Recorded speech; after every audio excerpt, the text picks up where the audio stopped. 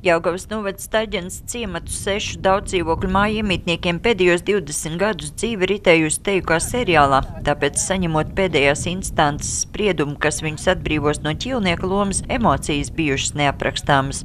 Es biju 2 reizes tādā augstajā tiesā, un viņai nekādi dokumenti nav.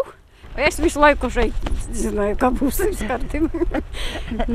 Vairumam iedzīvotāju dzīvokļus piešķīrs kolhozs, pēc tā likvidēšanas tos pārņem agrofirma Staļģene, bet, kad tā bankrotēja par īpašnieku un arī ēku apsaimniekotāju, sevi uzskatīja Sijā Vedgas, kam it kā bijis noslēgts cesijas līgums ar Paregs banku. Māju apsaimniekošana gan aprobežojusies tikai ar naudas iekasēšanu, tāpēc 2010. gadā iedzīvotāji nobalsojuši par apsaimniekotāju maiņu. Risinot šo te strīdu, kas attiecās uz apsaimniekošanu, Sijā Vedgas iesniedza prasību tiesā par īpašumu tiesību atzīšanu uz 6 daudzdzīvokļu ēkām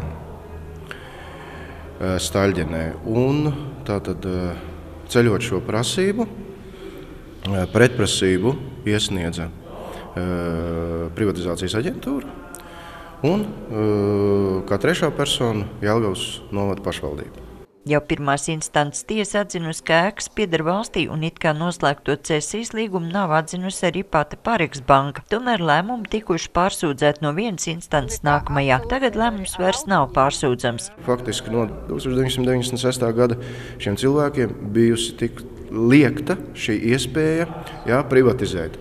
Un tātad šeit noteikti, ka šis apstākļus ir jāņem vērā, un to arī pašvaldība ņems vērā, lai pēc iespējas vienkāršāk, vieglāk un atbilstošāk, šiem cilvēkiem dot šīs iespējas un privatizēt šos dzīvokļus beidzot. Protams, visi 100% cilvēki to grib un gaida. To jau sen mēs jau arī viņai prasījām privatizāciju, bet nedeva.